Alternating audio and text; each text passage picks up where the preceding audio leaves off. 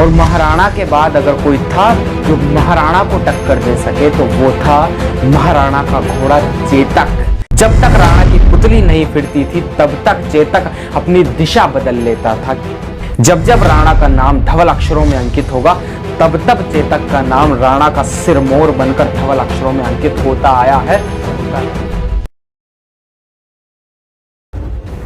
महाराणा प्रताप, मेवाड़ का वो स्वाभिमान, मेवाड़ की वो ताकत, जिन्होंने घास की रोटियां खाना स्वीकार किया मगर स्वाभिमान एक चींटी के पेड़ जितना डगमगाना स्वीकार नहीं किया। और इतिहास गवाह है कि राणा के बाद अगर राणा की टक्कर का कोई था तो केवल राणा का घोड़ा चेतक। और इतिहास गवाह है कि जहां जहां राणा का नाम योद्धाओं में धवल अक्षरों में लिखा गया है वहां वहां चेतक का नाम राणा के सिरमौर बनकर हमेशा धवल अक्षरों में लिखा गया है। और तब मुझे उस महान कवि की वो पंक्तियां याद आती हैं कि धन्य धन्य है धरा जहां की शक्ति भक्ति और स्वाभिमान कभी बिका नहीं। धन्य था वो शूरवीर राणा जिसकी ताकत के आगे अकबर तक टिका नहीं।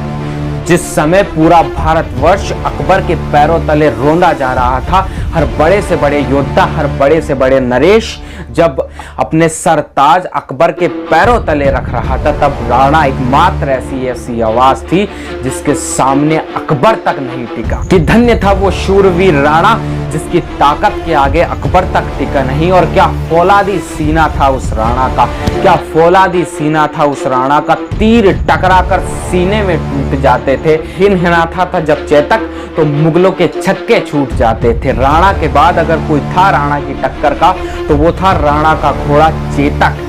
जब तक राणा की पुतली नहीं फिरती थी तब तक चेतक अपनी दिशा बदल लेता था। कि हिनहिनाता था जब चेतक तो मुगलों के छक्के छूट जाते थे। और ऐसा भगवा उड़ाया राणा ने हल्दी घाटी में, ऐसा भगवा उड़ाया राणा ने हल्दी घाटी में कि सूर्यदेव भी छिप गए गगन पर और एक आदमी तो आदमी, एक घोड़े ने जान दे दी वतन पर।